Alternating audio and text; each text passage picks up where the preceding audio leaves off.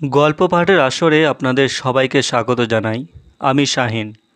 আজ আবারও আপনাদের মাঝে এসেছি শীর্ষেন্দু মুখোপাধ্যায়ের একটি নতুন গল্প নিয়ে। আজকের গল্প গোয়েন্দা বরদাচরণ। গোয়েন্দা বরদাচরণ একটা লাউ চুরির কেস নিয়ে খুবই চিন্তিত ছিলেন।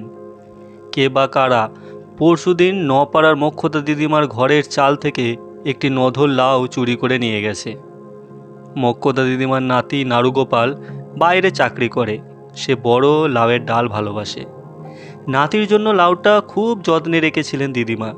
আজকালের মধ্যে নাড়ুগোপালের আসার কথা, কিন্তু এর মধ্যেই পরশুদিন লাউটা চুরি গেছে। দিদিমা কেঁদে কেটে এসে পড়লেন বরদাচরণের কাছে। ও বাবা বড়দা, আমার লাউ উদ্ধার করে এনে দাও। সেই থেকে বরদাচরণের ঘুম নেই, খাওয়া নেই। সঙ্গে অ্যাসিস্ট্যান্ট আর কুকুর নিয়ে সারাদিন আতস কাঁচ হাতে নিয়ে মোক্ষদা দিদিমার সারা বাড়ি, ঘরের চাল, পাড়া প্রতিবেশীদের আনাজ কানাচে তন্ন তন্ন করে ক্লু খুঁজেছেন। তারপর বাড়ি এসে সারাদিন বসে ভেবেছেন, কাগজ কলমে কী যেন লিখেছেন, আর মাঝে মাঝে হুম হুম বাবা, না হচ্ছে না, গোছের কথা বলেছেন আপন মনে। বরদাচরণের বয়স 30-32 হবে। বাড়িতে বুড়ি মা আছেন, আর আছে তার অ্যাসিস্ট্যান্ট ভাগ্নে চাক্কু আর পোষা নেড়ি কুকুর ডঙ্কি। বরদাচরণ কিছু মোটাসোটা মানুষ, ডন বৈঠক করা শরীর। ভাগ্নে চাক্কু রোগা হলেও জুডো জানে। ডঙ্কি খুবই ভালো ঘেউ ঘেউ করতে পারে। চাক্কু এসে বারবার খোঁজ করে যাচ্ছে, মামা কিছু ভেবে পেলে? বড়দা খুবই অন্যমনস্কভাবে বলেন, বোঁটা দেখে তো মনে হয় লাউটা বেশ বড়সড়ই ছিল। তা ছিল। লাউটা বোঁটা কেটে নেওয়া হয়নি, মুচড়ে ছিঁড়ে নেওয়া হয়েছে। ঠিক ধরেছ মামা। টিনের চালের ওপর একটা বড় লাউকে মুচড়ে বোঁটা ছিঁড়ে নেওয়া হলো, অথচ কোনো শব্দ হয়নি। মোক্ষদা দিদিমার ছেঁড়া মশারির মধ্যে প্রচুর মশা ঢুকে পড়েছিল বলে দিদিমার সে রাতে ভালো ঘুম হয়নি। শব্দ হলে তার টের পাওয়ার কথা। চাক্কু চিন্তিতভাবে বলে, সে ঠিক, তবে মোক্ষদা দিদিমা আবার কানে একটু খাটো কি না? এই সময় বাইরে ডঙ্কি ঘেউ ঘেউ করে উঠল। কে একজন চেঁচিয়ে বলে উঠল, কুকুর সামলান। চাক্কু ছুটতে বাইরে গেল। একটু বাদে একজন বেশ ভালো চেহারার লোক ঘরে ঢুকেই বললেন, বড়দাবাবু, একটা মার্ডার কেস। বরদাচরণ গম্ভীরভাবে তাকে বসতে বলে কেস ডায়েরির খাতাটা টেনে নিয়ে কলম বাগিয়ে বললেন, ডিটেলস বলুন। আমার পোষা কাকাতুয়াটাকে আজ সকালে তার দাঁড় থেকে মৃত অবস্থায় ঝুলে থাকতে দেখা গেছে। বরদাচরণ ভ্রু কুঁচকে বললেন, এটা যে অস্বাভাবিক মৃত্যু তা কি করে বুঝলেন? খুবই স্বাভাবিকভাবে। ভদ্রলোক উদ্ভ্রান্ত মুখে বললেন, পাখিটার প্রতি আমার প্রতিবেশী রামচন্দ্রের অনেক দিনের লোভ। সে প্রায় বলতো, অম্বুযক্ষ, তোমার কাকাতুয়াটা বড় চমৎকার হরির নাম করে হে। তখন থেকেই ওর মতলব আমার ভালো ঠেকেনি। আজ সকালে পাখিটাকে ঝুলতে দেখে আমি দাঁড়ে রাখা জল আর পাখির খাবার পরীক্ষা করি। আমার মনে হচ্ছে জলে বা খাবারে বিষ মেশানো আছে। বরদাচরণ ডায়েরিটা বন্ধ করে উঠলেন, পিস্তলটা ড্রয়ার থেকে বের করে পকেটে ভরলেন। আতস কাঁচ, দড়ি, ক্যামেরা এবং কি ভেবে টেপ রেকর্ডারটাও সঙ্গে নিলেন। চাক্কু এবং ডঙ্কিকেও তৈরি হতে বললেন। তারপর ভদ্রলোকের দিকে চেয়ে বললেন, অম্বুজাক্ষবাবু, কেসটা অত সরল নাও হতে পারে। রামচন্দ্রবাবুর যেমন মোটিভ থাকতে পারে, আবার কাকাতুয়াটা সুইসাইডও করতে পারে, কিংবা এর পেছনে হয়তো আরও অনেক গভীর চক্রান্ত হয়েছে। বেরোবার সময় বরদাচরণের মা ডেকে বললেন, বাবা বড়দা, দুটি পান্তা ভাত খেয়ে যাবি না? কে শোনে কার কথা? বরদাচরণ বেরিয়ে পড়লেন। অম্বুজাক্ষবাবুর বাড়িটা বেশ বড়। পেছনে একটা ঢাকা দরদালানে অনেকগুলো খাঁচা, তার দাঁড়ে বিস্তর পাখি চেঁচামেচি করছে। বরদাচরণ কাকাতুয়ার দাঁড়টা ভালো করে দেখলেন। পাখিটার পায়ে বাঁধা শিকুলি থেকে তখনও ঝুলছে। দাঁড়ের দুদিকে দুটি বাটিতে জল আর কাবলি ছোলা। একটা ছোলা তুলে নিয়ে পেছনের উঠানে ছুঁড়ে দিলেন বরদাচরণ। একটা কাক সঙ্গে সঙ্গে নেমে এসে সেটা খেয়ে ফেলল। কিছুক্ষণ বরদাচরণ কাকটাকে লক্ষ্য করলেন। না, কাকটা মরল না, তার অর্থ ছোলায় বিষ নেই। জল থেকে খানিকটা ড্রপারে তুলে নিয়ে বরদাচরণ এদিক ওদিক তাকিয়ে অম্বুজাক্ষবাবুদের পোষা কাবলি বেড়ালটাকে একটা কাঠের বাক্সের ওপর বসে থাকতে দেখে এগিয়ে গিয়ে আচমকা চেপে ধরলেন সেটাকে। অম্বুজাক্ষবাবু হাঁ হাঁ করে এগিয়ে এসে বাধা দেওয়ার আগেই বরদাচরণ বিড়ালটাকে অদ্ভুত কৌশলে হাঁ করিয়ে ড্রপারের জল তার মুখগহ্বরে ফেলে দিলেন। বিড়ালটা বার কয় খুব আপত্তিকর শব্দ করল বটে, কিন্তু মরল না। বরদাচরণ গম্ভীরভাবে বললেন, ওদিকে অম্বুজাক্ষবাবু একটা হোমিওপ্যাথি ওষুধের শিশি থেকে কয়েকটা বড়ি খেয়ে আপন মনেই বললেন, গায়ে হাতে বড্ড ব্যথা। ওদিকে চাক্কু ডঙ্কির বকলস ধরে বাড়ির চারিদিক ঘুরে ঘুরে ক্লু খুঁজছিল।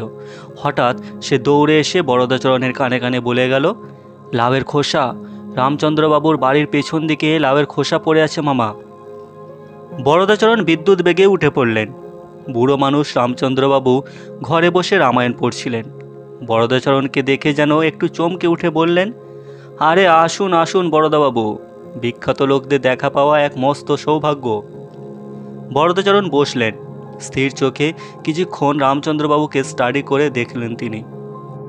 রামচন্দ্রবাবু রামায়ণ বন্ধ করে বললেন, ভাবছিলাম আজই আপনার কাছে একবার যাব। আমার উঠোনে নারকোল গাছ থেকে কাল রাতে 6টা নারকোল কে বা কারা চুরি করে নিয়ে গেছে। খুবই রহস্যময় ব্যাপার। বাইরে থেকে কারো পক্ষে উঠোনে আসা খুবই শক্ত। তবে বলে রামচন্দ্রবাবু খুবই ইঙ্গিতপূর্ণভাবে চুপ করে গেলেন। বরদাচরণ ডায়েরিতে সেটা লিখে নিতে নিতে বললেন, কিছু গোপন করবেন না রামচন্দ্রবাবু। রামচন্দ্রবাবু লাজুক হাসি হেসে বললেন, না, গোপন করে লাভ নেই। আপনার চোখকে কি ফাঁকি দেওয়া সম্ভব? বলেই ফেলি। বলে গলাটা নিচু করে বললেন, পাশের বাড়ির অম্বুজা মহা নারকোলখোর, দুবেলা নারকোল খায়, বড়া করে খাচ্ছে, নাড়ু বানিয়ে খাচ্ছে, মুড়ি দিয়ে খাচ্ছে। অমন নারকোল খেতে কাউকে দেখিনি।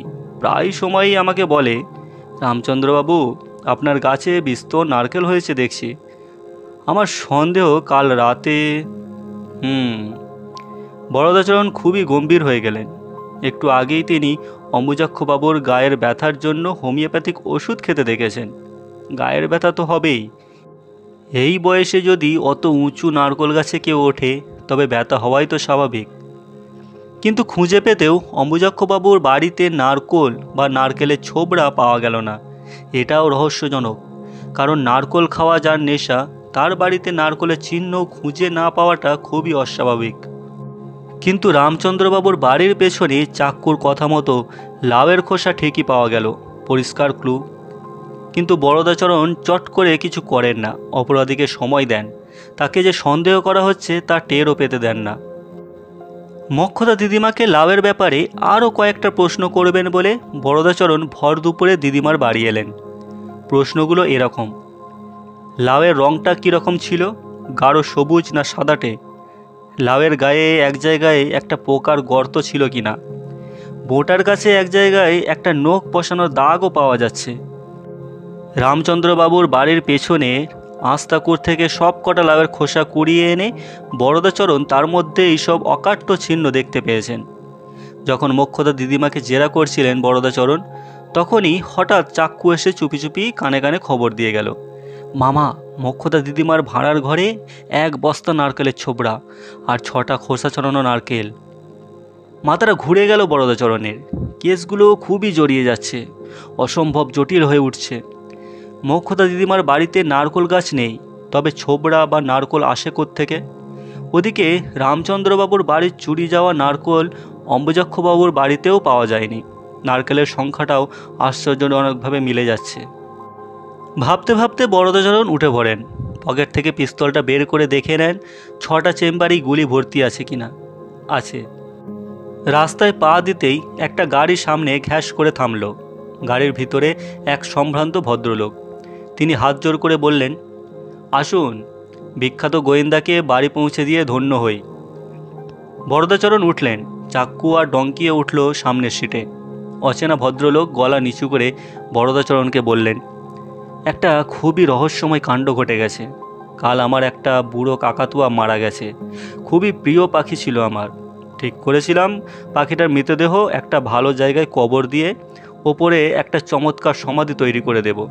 কিন্তু বিপদ হলো, কাকাতুয়াটার মরদেহ একটা নাইলনের ব্যাগে ভরে বাইরের বারান্দায় রেখে গতকাল আমি ড্রাইভারকে গাড়ি বের করার কথা বলতে গিয়ে ফিরে এসে দেখি ব্যাগটা নেই। কি সাংঘাতিক কাণ্ড বলুন।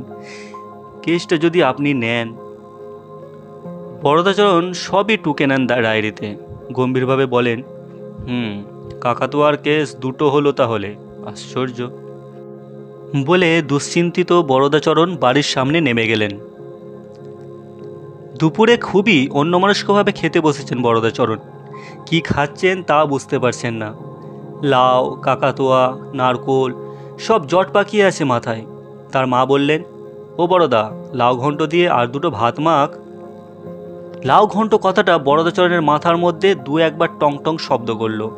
প্রায় তিনি লাউ ঘন্ট খান, কাজেই বিস্মিত হওয়ার কিছু নেই। হঠাৎ বরদাচরণ চমকে উঠে বললেন, লাউ ঘন্ট? লাউ এলো কোথা থেকে? আমি তো আজ বাজার থেকে লাউ আনিনি। মা বললেন, তুই আনবি কেন? কাল চাক্কু লাউটা হাতে করে এনেছে। ওর কোন বন্ধুর বাড়িতে নাকি অনেক লাউ হয়েছে, তারা দিল। নিজের পাতের দিকে ভালো করে চেয়ে দেখলেন বরদাচরণ। লাউ ঘন্টের পাশে দুটো বড়া পড়ে আছে। উঠে গিয়ে আতস কাঁচ নিয়ে এসে বড়াটা নির্বিষ্টভাবে দেখছেন।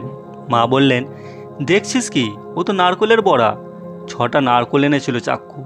কোন গাছ থেকে নাকি পড়ে গিয়েছিল বাতাসে, তার দুটো ভেঙে ওই বড়া করেছি। বরদাচরণ বাকি সময়টা ভাত নিয়ে নাড়াচাড়া করে উঠে পড়লেন। চাক্কু অনেক আগেই খেয়ে দিয়ে কোন মাস্টারমশাইয়ের বাড়িতে পড়া বুঝতে গেছে। বরদাচরণ পিস্তল আর আতস কাঁচ নিয়ে ডঙ্কির শেকল ধরে ঘর থেকে বেরোলেন। তন্ন তন্ন করে খুঁজতে লাগলেন চারিদিক। অবশেষে ডঙ্কি ইঙ্গিত বুঝতে পেরে তাকে গোয়াল ঘরে টেনে আনলো। সেখানে একটা সদ্য কেনা দাঁড়ে জলজান্ত একটা কাকাতুয়া বসে আছে। বরদাচরণকে দেখেই বলে উঠল, হরিবোল হরিবোল ভাই, হরি ছাড়া গতি নাই। বরদাচরণ টেপ রেকর্ডার নিয়ে এসে পাখিটার কথা টেপ করতে লাগলেন। তারপর সারা দুপুর আর সন্ধে আর্কিমিডিস যেমন স্নানের চৌবাচ্চায় ডুব দিয়ে স্পেসিফিক গ্র্যাভিটির চিন্তা করেছিলেন, তেমনই এক চিন্তার চৌবাচ্চায় ডুবে থেকে বরদাচরণও লাউ, কাকাতুয়া আর নারকেলের রহস্যে মগ্ন রইলেন। তারপর আর্কিমিডিস যেমন ইউরেকা বলে লাফিয়ে উঠেছিলেন, ঠিক তেমনই তিনিও লাফিয়ে উঠলেন। সমস্ত রহস্যটাই তার কাছে জল হয়ে গেছে। বস্তুত তিনি এখন বুঝতে পেরেছেন, যে লোকটা মোক্ষদা দিদিমার লাউ চুরি করেছে সেই একই লোক গতকাল গাড়িওয়ালা ভদ্রলোকের মৃত কাকাতুয়াটা হাত সাফাই করে অম্বুজাক্ষবাবুর জ্যান্ত কাকাতুয়ার দাঁড়ে ঝুলিয়ে রেখে হরিরাম পরায়ণ জ্যান্ত কাকাতুয়াটাকে সরিয়ে ফেলে। আবার সেই লোকটায় কোনো এক অজ্ঞাত কারণে রামভক্ত রামচন্দ্রবাবুর নারকেল গাছের 6টা নারকেলও গোপনে নামিয়ে নেয় এবং ওই একই অপরাধী প্রমাণ লোপের চেষ্টায় এবং তদন্তকে বিভ্রান্ত করার জন্য বরদাচরণের রামচন্দ্রবাবুর বাড়ির পেছনে লাউয়ের খোসা সন্ধান দেয় এবং মোক্ষদা দিদিমার বাড়িতে নারকেল ছোবড়ার অস্তিত্বের কথা ফাঁস করে দেয়। বেশ রাত হয়ে গেছে, সবাই গভীর ঘুমে। বরদাচরণ পিস্তল হাতে নিয়ে চুপি সারে পাশের ঘরে এসে অন্ধকারে চেয়ে রইলেন। আবছা দেখা যাচ্ছে দিদিমার বুক ঘেঁষে শুয়ে চাক্কু ঘুমোচ্ছে। একটা দীর্ঘশ্বাস ফেলেন গোয়েন্দা বরদাচরণ। না, এক্ষুনি তিনি কিছু করবেন না। অপরাধীকে তিনি সব সময় আরও সুযোগ দেন।